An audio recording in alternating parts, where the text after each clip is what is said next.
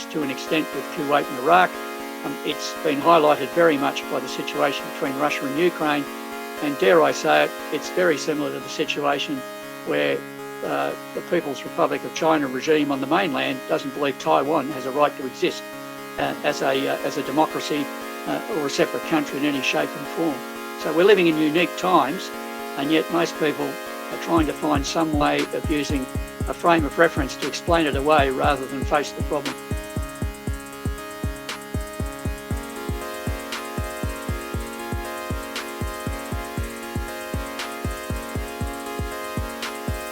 Good afternoon. Welcome to Macquarie University Liberal Club's Sunday Sessions podcast, live from the Facebook main page. My name is Andrew Kremen, and I'm joined, as always, with Isabella Anderson. Hi, everyone. Good to have you. You too. We're now over 4 months into the conflict in Ukraine, and here to give us a better picture as to what's happening there is Neil James. Neil James is the Executive Director of the Australian Defence Association. Neil, welcome to Sunday Sessions. Thank you for having me, and it's Australia Defence Association, no N. My mistake. We're very picky about that. You were saying to us prior to the interview.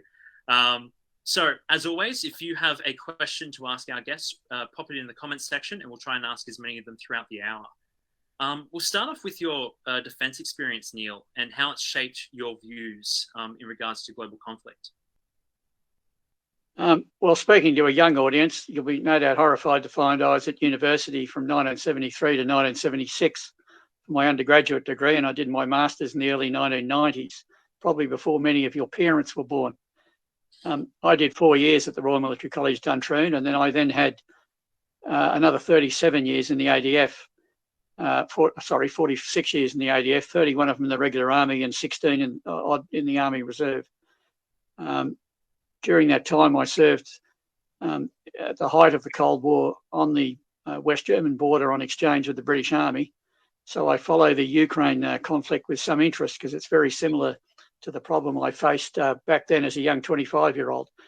I've also served overseas in Kashmir and Iraq and on exchange with the Canadians and New Zealanders. And I visited Australian troops overseas in my current job in Iraq and Afghanistan over the years.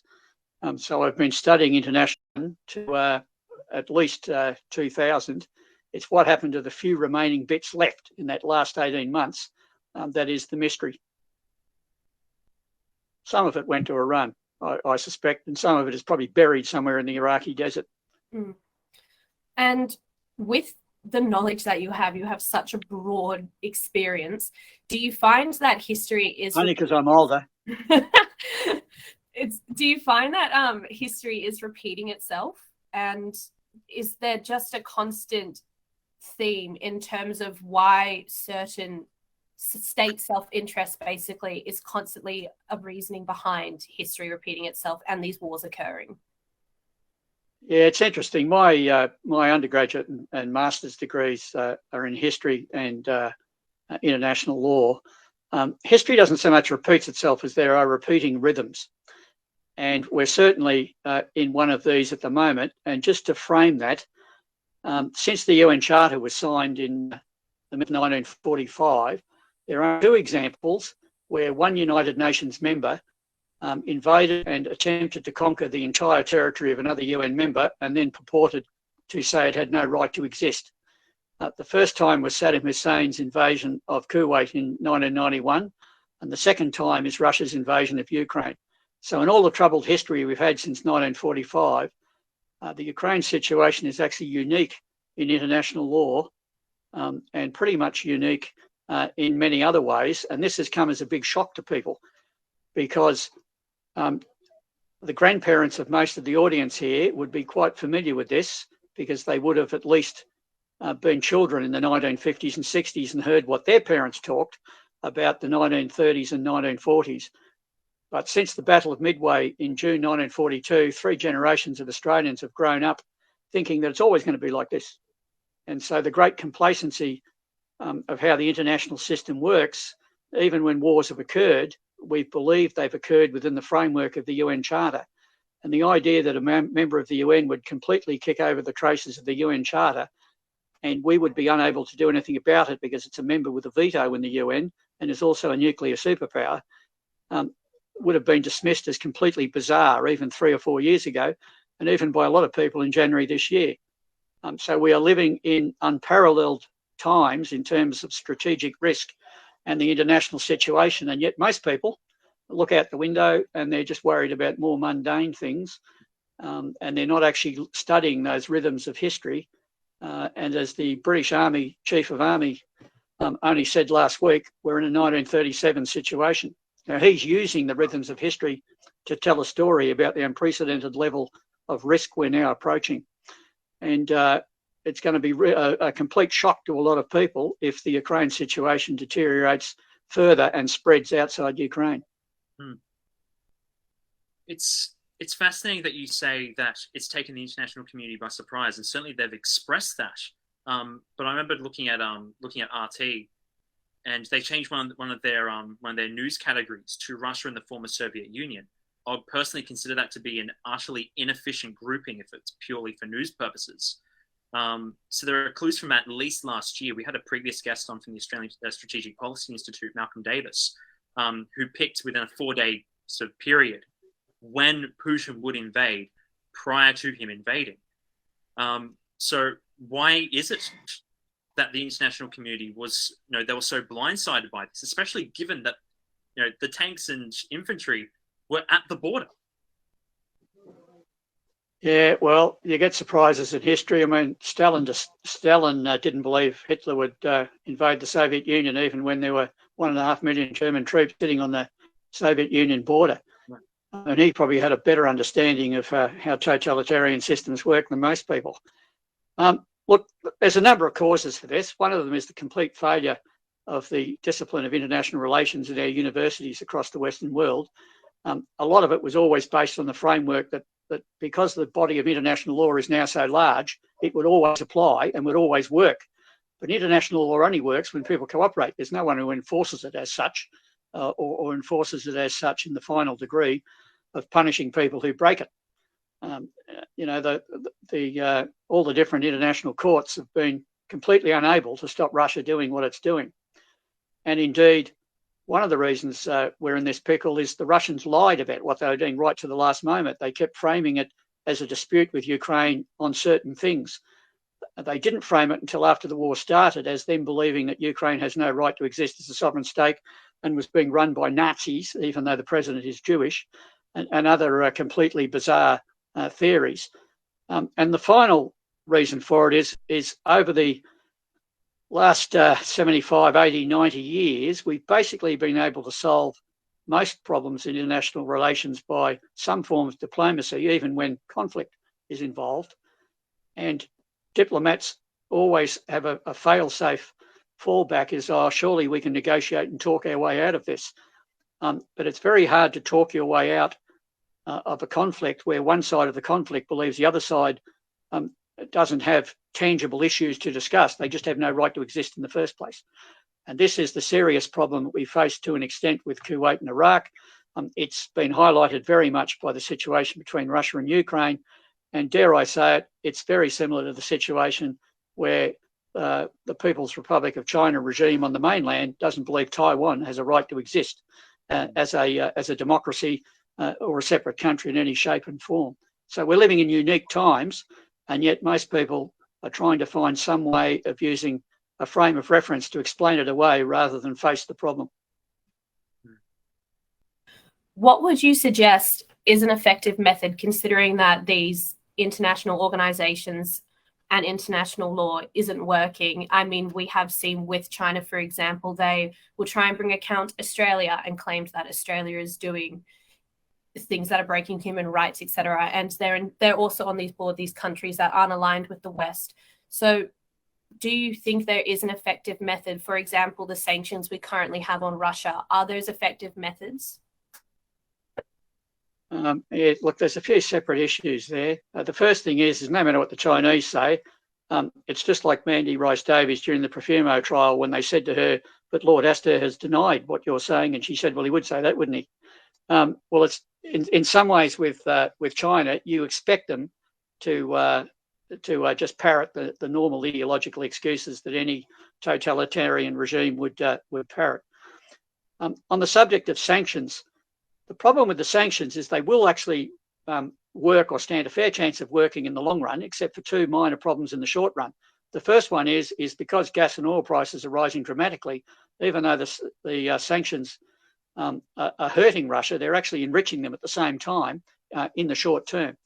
The second thing is that Western Europe is so dependent on Russian gas in particular to heat them through their cold summers that it's very, very hard to convince the populations of those countries that they might have to endure some hardship in terms of supporting Ukraine by applying the sanctions, particularly as in the case of Germany. They've closed down most of their nuclear reactors, and so their electricity energy is dependent on French nuclear reactors and Russian gas. Some of these problems have been predicted for years, but once again, the diplomats said, oh, we can solve this by talking it through, or the Russians are reasonable people, they'll come to the party. And all of a sudden, everyone's been hit in the face by reality. In previous wars like this, it hasn't been with a nuclear-armed superpower who's a permanent member of the United Nations. So at some stage, often there's been an international military reaction organised by the United Nations that's able to do that. That's not possible in this case because Russia will just veto it. And even if they didn't veto it, or they did veto it and we did it anyway, you can't risk a nuclear war that would obliterate humanity. And so the whole point of nuclear deterrence has actually unfortunately been proved in a rather painful way, in that Russia is doing the wrong thing, but it's almost impossible for the international community, even if they could agree among themselves, to punish Russia for doing it and save Ukraine from the current attack that's going on. So the only thing we can do is supply Ukraine, but eventually that will run into trouble because the Ukrainians will run out of people and energy to continue the fight. And naturally enough, they'll keep saying the West is prepared to defend democracy to the last Ukrainian, but not do anything else. And there's an interesting moral dilemma that we will then face, the same as the French used to say at the beginning of World War II that Britain would fight Germany to the last Frenchman. We have to avoid that type of situation occurring too. But we also can't risk a nuclear war. But it'll be a very interesting situation for a very long time. But the Ukrainians are doing a lot better than people thought they'd do, and hopefully they can keep going for a fair bit longer. This will be a long war, though, because both Russia and Ukraine are tired, and their ability of either of them to reverse what the other one is doing is becoming, to some extent, increasingly harder. You've mentioned that Europe is dependent upon Russian gas. I certainly with China, we're very much dependent on them for a huge bulk of our economy, and we wouldn't be the only country in that situation. So if either of them essentially go walkabout in another country, we're essentially supplying their war effort. I believe the US, they actually caught on to this, that the Russians were domestically trying to influence energy policy so that people would take up Russian gas. Why is it that we haven't caught on to it? Like we caught on to it, but we didn't alter course. How come? Because to decouple ourselves from our dependence on overseas countries is very difficult politically, because it would mean higher prices for key goods, and there's a feeling among the politicians on both sides of politics the electorates won't put up with it. And also, it's easy to tell people during the boom of the export boom caused by our success of selling things to the People's Republic of China, that this was just great and would continue forever. But you can't sell your goods to criminals forever without them having some hold over you. I mean, it's a simple proposition. And unfortunately, in Australia, with the export of our manufacturing industry to China and other places, low wage economies over the last 20 or 30 years, this has now come back to bite us in a big way, because it's almost impossible to resurrect some of that manufacturing industry. I'll give you a couple of quick examples. During World War II, the state railway workshops were able to build tanks for the army. We had an aviation industry that could build aircraft. We had a shipping industry that was a shipbuilding industry that built ships, merchant ships for the Australian Merchant Marine, of which virtually nothing exists anymore, and could then be could service and build smaller warships. All of these things don't exist anymore. And it's also harder these days. In World War II, you could build a Spitfire in 28 days. It takes you 20 months to build a jet fighter. And the war is often over before you can replace your losses or build extra pieces of capability. So we're very much in the era of the come as you are war. Now, if you're in the era of the come as you are war and you've denuded your economy economically of its flexibility to build you the weapon systems you need, then you need to import them from overseas. But the problem there is everyone else wants them at the same time. And we're seeing that with Ukraine, where not only are we supplying Ukraine, and a lot of other people are with ammunition and armoured vehicles and things like that. If the war extends and involves lots of the countries currently supporting Ukraine logistically, they're all going to have that type of stuff too.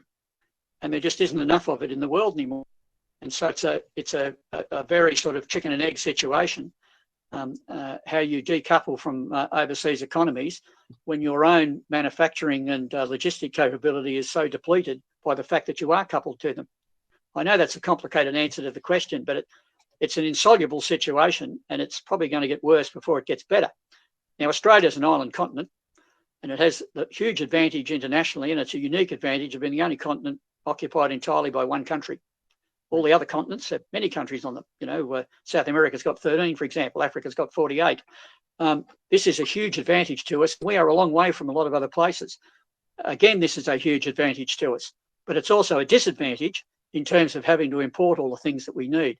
And we are an economy heavily dependent on international shipping.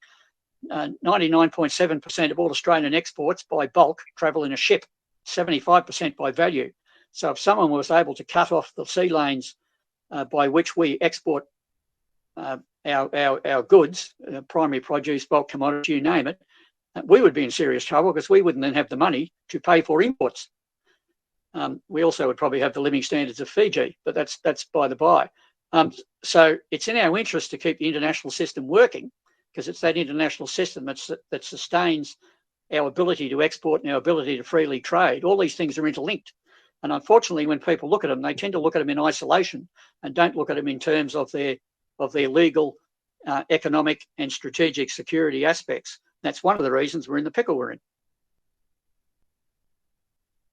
And have I answered that, or was that a waffle? That was a really good answer, I think, just going over how the economic impact. And on that, how does this war end then? Because of how they're both being depleted economically and in terms of resources. And at the end, a place has to be found for Ukraine and a place has to be found for Russia, but we don't want Russia to become an outpost of China.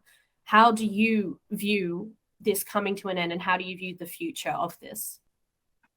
Well, I'm old enough not to be stupid enough to try and predict war.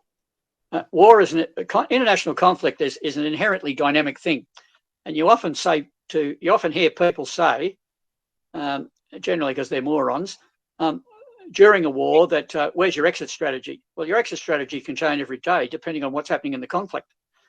You need to have a broad exit strategy plan, but the specifics of it can be quite fraught.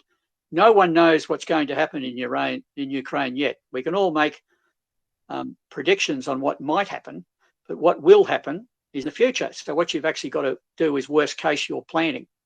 And that's generally one of the reasons why so few people understand defence planning, because in most cases you need to worst case it and just in case that happens. And the only other industry that does that, quite frankly, is the insurance industry.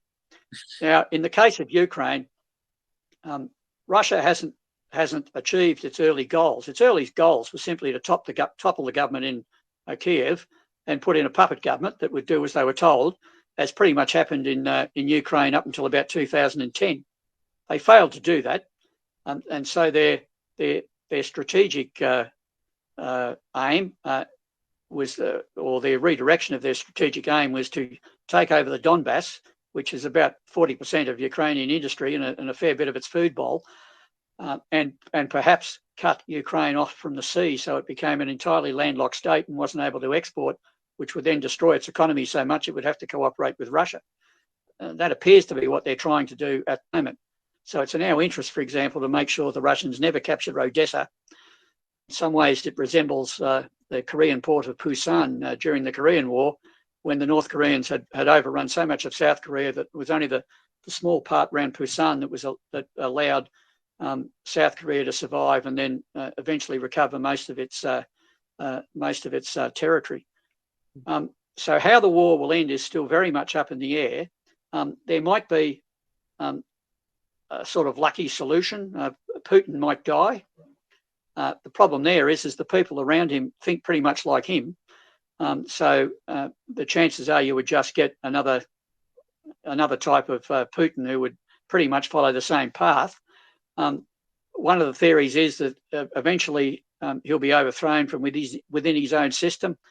Again, that's probably unlikely in the short term for the simple reason that in a gangster state like that, all the gangsters depend on him still being in power. So they're unlikely to overthrow him because of the risk to their own lives and interests and the lives and interests of their families. There might be some miracle solution occur, but we're not going to be able to rely on that. We're just going to rely on the simple truism about war. All wars end when one side gives up. Every war in human history has ended when at least one side has given up. Sometimes both sides give up because they're both exhausted by the nature of the war and its horror. The Ukrainians are unlikely to give up any time in the short to medium term unless they're absolutely forced to, because it's an existential war for them. If they give up, Russia wins tomorrow. If Russia gives up, Ukraine survives. So the Ukrainians will keep fighting for a very long time, so long as they have the wherewithal to keep fighting. Something may happen in Russia. They can't hide their massive casualty rates forever, even though a substantial number of those casualty rates are not coming from the more European centres of the Russian population. They're coming from a lot of the minority republics. But you can't hide the truth forever about how badly the war has gone for Russia in some ways, and that may have an effect. But this is a total or an authoritarian system, and public protest is reasonably difficult. So again, that may take some time to manifest itself. This is likely to be quite a long war. There was some hope a month or two ago that it might end a bit quicker than that, but I suspect it will drag on for years. The Iran-Iraq war dragged on for 8 years, and we may indeed be in for a very, very long war because neither side can land a knockout blow on the other one. Sorry to be so depressing. That's no. Quite frankly, we need the truth told to us. We're not interested in polite nothings. What is Putin's goal in Ukraine and possibly even Greater Eastern Europe? Well, until the invasion, a lot of the apologists in the West for Russian behaviour, and indeed half the international relations faculties at universities all around the world, completely understood what Putin's motivation was. And it wasn't until he gave the great speech about Ukraine having no right to exist as a separate country, they were just part of Mother Russia and should always belong to Mother Russia, that most people started to click that his war goals, in fact, were fanatically ideological rather than something that could be dealt with by reasonable diplomacy, as we might term it. What Putin's goals now, quite frankly, is probably the survival of his regime. That'll be his ultimate goal. He's not going to agree to any peace talks where the stability and survival of his own regime is threatened, and that will drive an awful lot of his thinking, the same as it drives most North Korean thinking and has driven it for the last 30 or 40 years. Certainly their goal appears to be to bite off so much of Ukraine and keep it, that Ukraine as a country becomes so dependent on Russia economically that they will have to negotiate. And if Ukraine was able to completely lose its ability to export its produce, remembering that it produces an enormous percentage of the world's grain harvest every year after Australia and Canada and Russia itself, that type of bulk commodity has to travel in ships to be economic. It can't all just travel in railway trains across half of Europe until it gets to a port where it can be exported. And a lot of Ukraine's food exports go to the countries in Africa and the Middle East that need the most to prevent widespread famine. So at least some of the initial Russian war aims appear to be to seal off Ukraine's ability to export, to collapse its economy, and by occupying 40% of the country, including a lot of the coal mines and a lot of the heavy industry, most of which, interesting enough, they've destroyed along the way, will cripple Ukraine so much that ultimately the Ukrainians will have to negotiate. This isn't looking well, though, for Russia in some ways. I mean, they complained about supposed NATO encroachment on Russia's borders, and yet that so-called encroachment has now increased to an 1,800-kilometre border with Finland and Norway, and Sweden that they previously only had with a little bit of the Norwegian bit. So Putin's reputation as a master strategist is actually completely backfired in that regard. But most Russians don't realise that yet, because he has such a total control over the information they receive on television and radio and on the net that they're not aware of that yet. And certainly steps like the European Union inviting Ukraine to be a candidate member will just infuriate the Russians, because they started the war pretty much to stop that happening. And they may be able to stop Ukraine, if there was ever a negotiated solution, they may be able to stop Ukraine from joining NATO, but they're probably unlikely now to be able to stop it eventually joining the European Union, which is pretty much what the Russians feared most, and one of the reasons why they started the war in the first place. So it's a very complicated situation, and it's not going to get any easier anytime soon. On that, and on the answer before about you assuming this is going to go for quite a while, well, do you think then that the West is going to have to step in at some point, because we are already seeing the impacts in terms of energy prices? We've seen this week, in the past week, that Russia has stopped paying their debts, and the debts that they owe are to certain Western companies like BlackRock, and that is a huge international company, and they're defaulting on BlackRock's loans and bonds.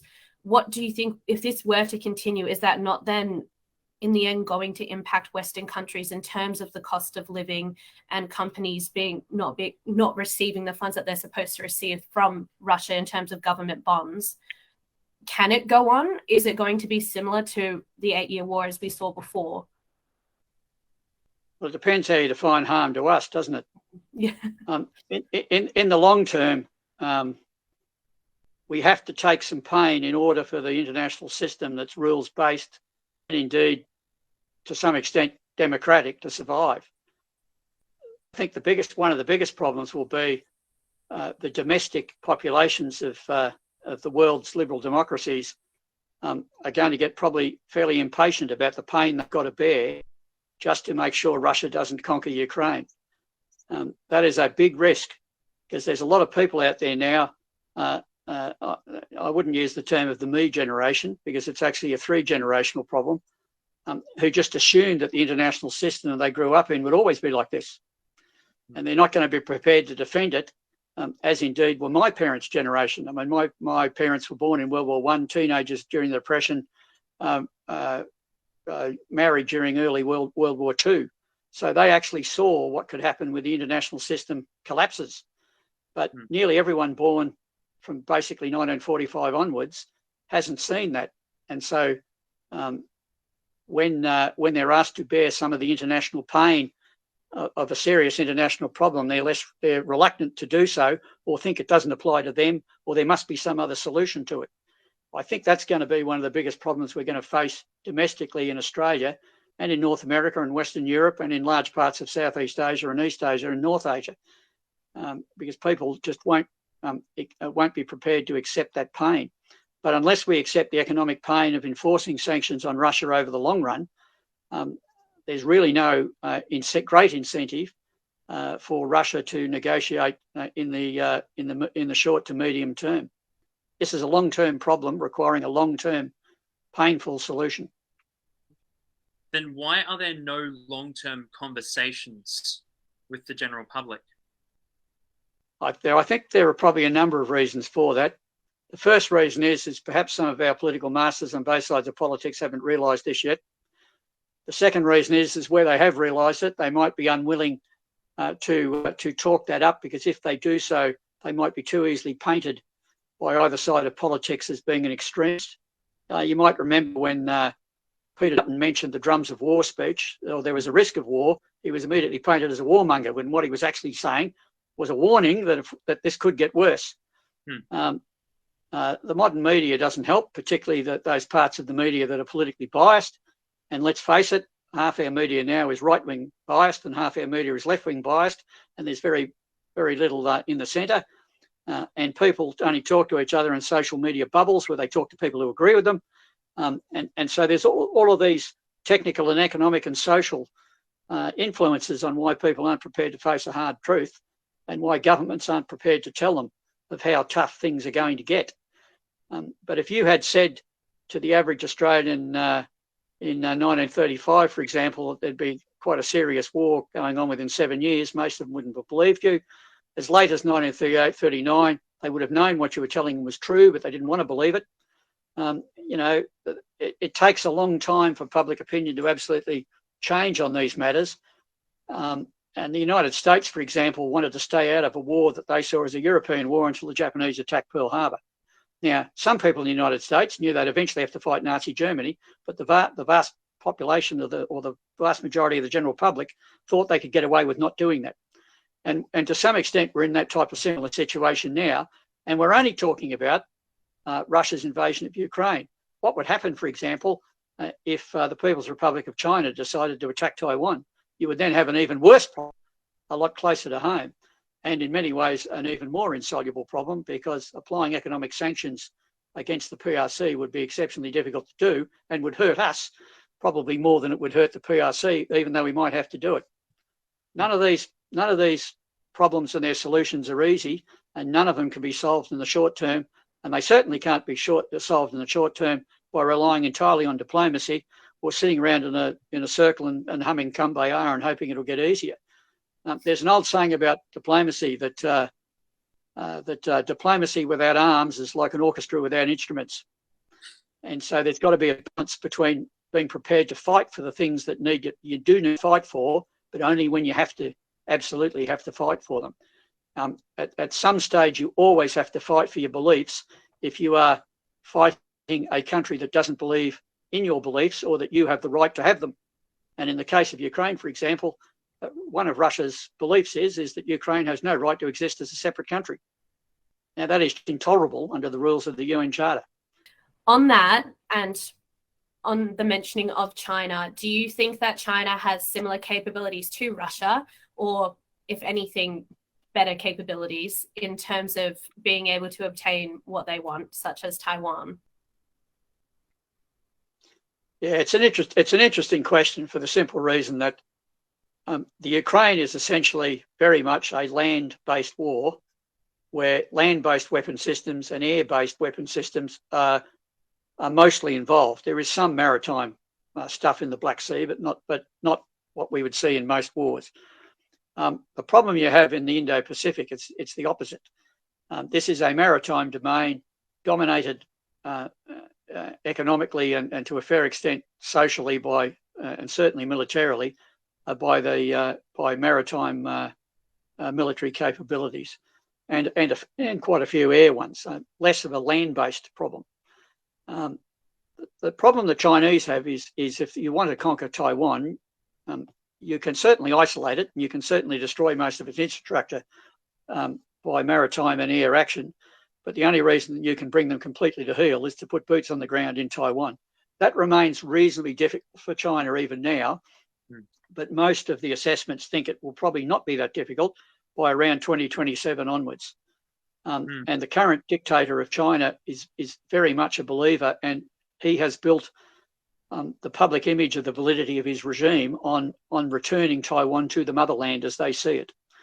And it is a very, very interesting problem. Now,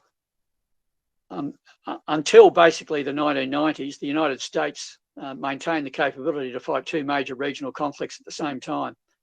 They probably can't do that anymore. Well, they certainly can't do that anymore, and there's no one else who can. And so the more they get bogged down in Western Europe, or in this case in Eastern Europe, the harder it will be to put their full energy into a potential conflict in the Indo-Pacific. And the great risk all along has been is if the PRC regime takes this opportunity for a bit of strategic adventurism in the Pacific. Now, there's a lot of people in Australia, including some of our leading university professors, who just say, just let Taiwan go. It's not worth doing it, et cetera, et cetera. There are some superficial attractions in that type of apologist solution. But in the final analysis, you're faced with two problems. One is, are you really going to let a democracy of 25 million people in the third most democratic country in Asia after Australia and New Zealand be conquered by an authoritarian regime? There's a lot of ethical and moral questions involved there. And the second part of it is, would China be satisfied just with that? And certainly a lot of the Chinese diplomatic rhetoric is interested in ejecting the United States from the Indo-Pacific as they see it. And the risk to Australia is that they would turn us into something like Finland during the Cold War, where Finland was nominally an independent country, but vast amounts of its defence and foreign policy always had to take into account what Russia might do.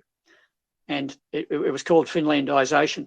And to an extent, it happened to Austria too in the 1950s and early 60s after the Soviets withdrew. The problem we have is that if our sovereign freedom of action was to be Finlandised, we certainly wouldn't have the moral and the strategic freedom of action that we have now. And do we really want our children and grandchildren, your generation and your children and your children's children, to grow up in that type of Australia? And if you really think long and hard about it, it's not really a pleasant thought. And the last thing we need to do is allow the PRC to Finlandise our strategic freedom of action. So that's one of the complications we would face if the PRC did attack Taiwan. We wouldn't face this alone, of course. Some of our major allies, Japan, South Korea, Indonesia, and to an extent Vietnam, would also, and Singapore, would also have similar thoughts to us on how difficult that would be. So we really have to face the fact that our future, and this will be your future more than mine, because I'm 67, could be quite painful. Sorry to be pessimistic again. Again, we don't want sweet nothings. We want the truth, and we're eventually going to have to. Well, either we face up to it, or it's going to get worse. If I can ask about the Satan II nuclear missiles, Russia says that they'll be ready to be installed by the end of the year. How will that change the conflict, or will it change the conflict?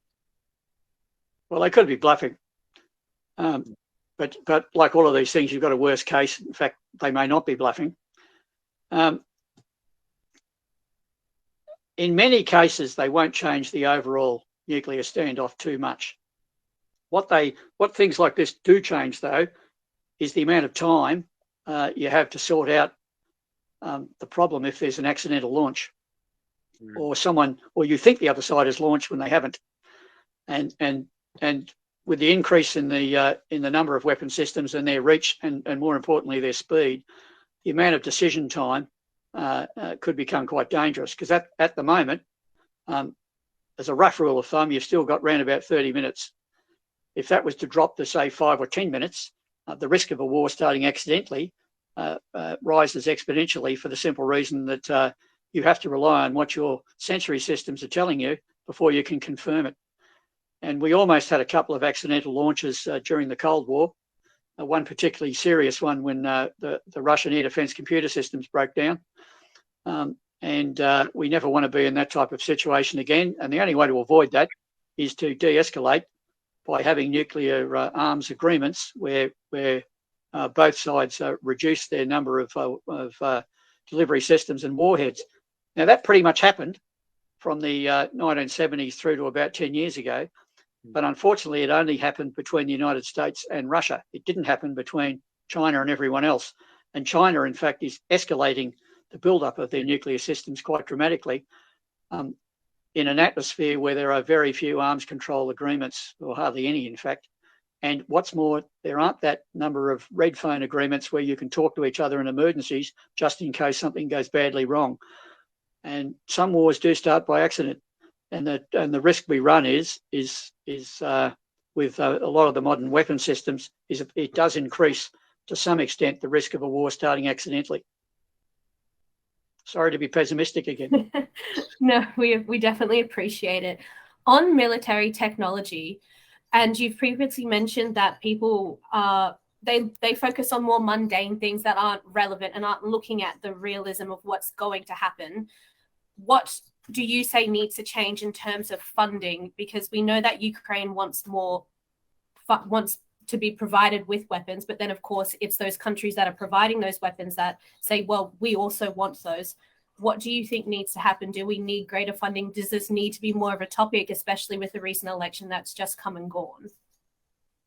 There'll certainly need to be increases in our defence investment. That alone won't solve a lot of the problems, though, because throwing money at the problem doesn't solve your problem of actually developing and manufacturing the systems if you no longer have the capability to do it internally, or you need to bolster the capability to do it internally within Australia. And as I said before, you're trying to buy things on the international market at the same time everyone else is. There's a great passage in the official histories of World War II where they point out by February 1942 we were spending more a fortnight on defence than we were annually in 1938. And if we'd spent more in 1938, we probably, A, mightn't have had the defence problem we faced in 41, 42, or B, we wouldn't have had as many soldiers killed in the meantime, or C, we might have actually been in a better situation and World War II might have ended even earlier. But it's very hard to convince the population of democracies that they should spend less money on their defence investment, because people, naturally enough, voters, prefer to spend it on things like social security, health and education. There's also a lot of ignorance in this area. I mean, people tend to have a complete misunderstanding of the defence budget. It's the only one of the 5 major areas of government spending that's wholly funded federally. And as a rough rule of thumb, when people compare amounts, they tend to only compare what the federal government spends, and they don't compare what the states spend as well. And as a rough rule of thumb, for every dollar we spend on defence, we spend $7.50 on social security, $5.50 on education, and just on $5 on health. Yet if you tell the average Australian that, they don't believe you, because all they do all the time is the cost of new submarines and the cost of new jet fighters and all this type of thing. They don't realise that often that cost is amortised over a 20 and 30-year period. They don't understand that, unlike social security, health and education, in defence you spend large amounts of money, a small number of large amounts of money, whereas in these other areas you spend a large number of very small amounts. So it's not actually visible to people.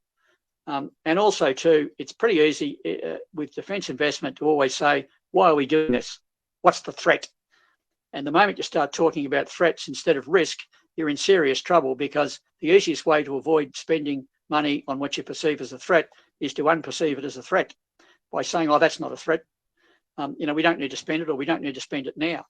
Now, if you can use a simple parallel with the way we all take out home contents insurance, we don't take home contents insurance out on the grounds that we will be burgled by a man named John Briggs at 8:30 in the morning on Wednesday, the 13th of July 2023, and he'll come in through the bathroom window and he'll steal a list of items from your house. We insure our home contents against the general risk of theft. But people refuse to look at defence investment in the same way as spending against the general risk that our strategic circumstances will move very much against us. And that's a psychological thing that we've long faced in Australia. We're certainly going to have to dramatically increase the defence budget. Generally speaking, for the last 20 or 30 years, it's run somewhere between 7 and 9% of the federal budget. It's generally sat around about the high 7s, low 8s.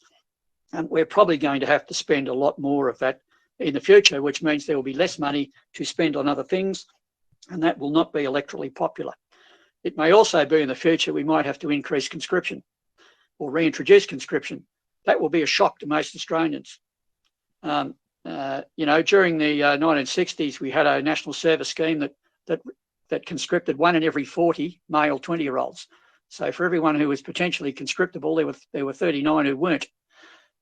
If we introduce conscription again, and it's a universal scheme where we have to take everyone, the first thing is it would have to conscript women as well as men, or else it would contravene the Sex Discrimination Act.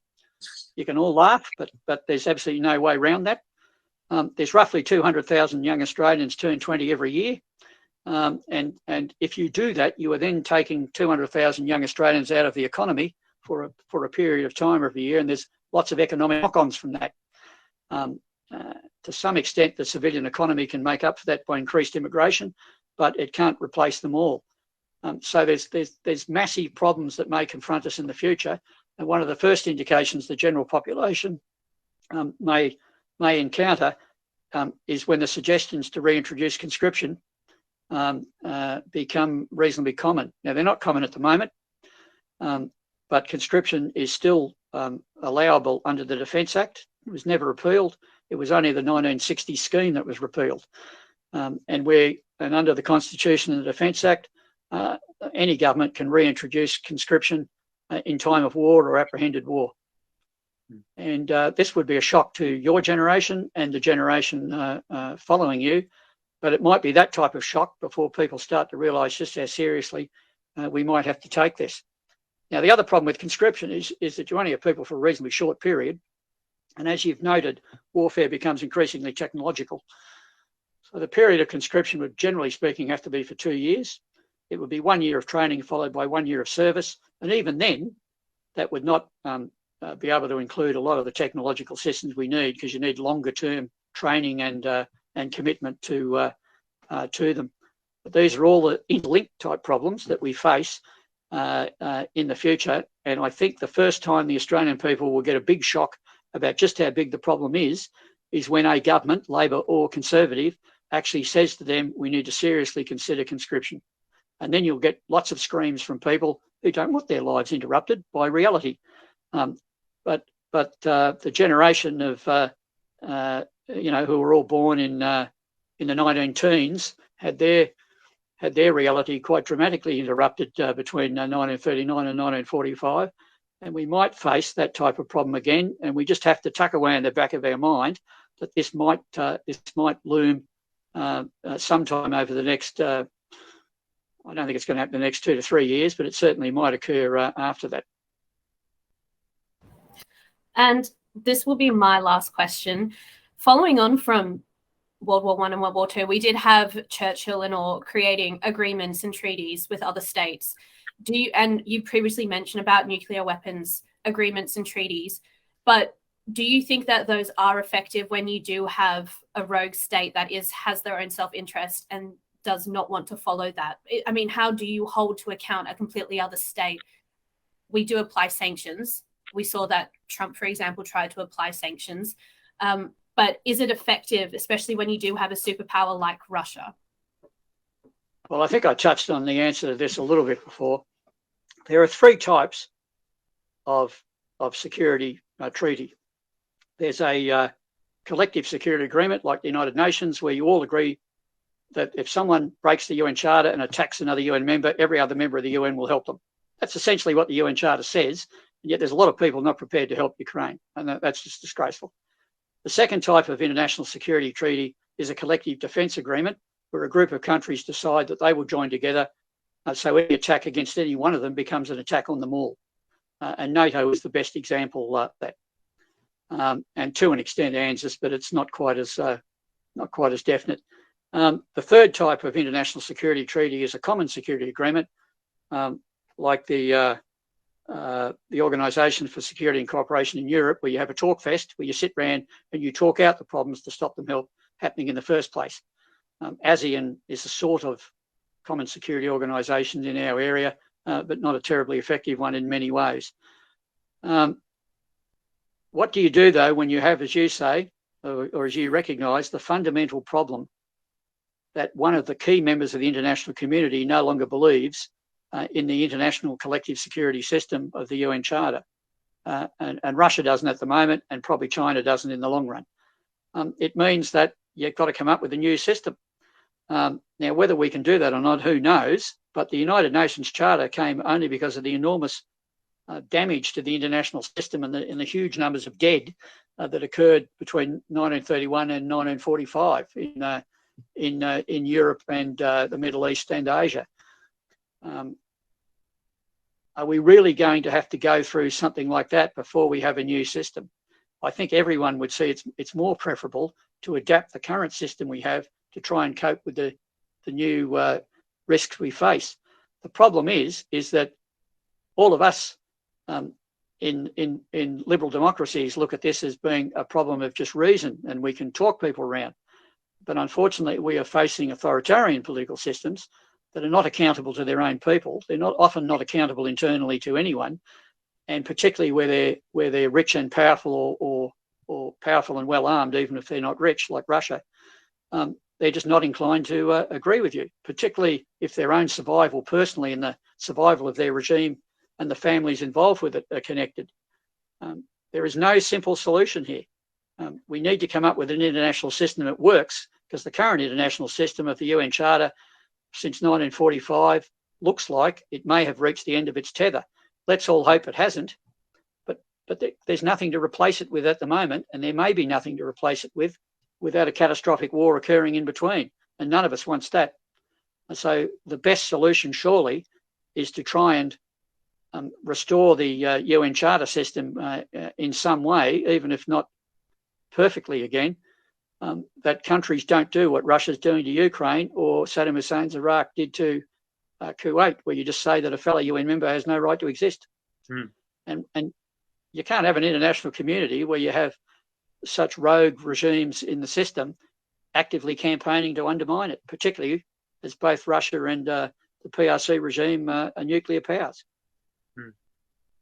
No, absolutely. If possible, we should avoid a third League of Nations as a result of a catastrophic war. Neil, James, thank you so much for joining us on Sunday Sessions. Thank you very much for having me. This has been a Macquarie University Liberal Club production. My name is Andrew Pellin, and I've been joined by Isabella Anderson. We will see you next week. Farewell.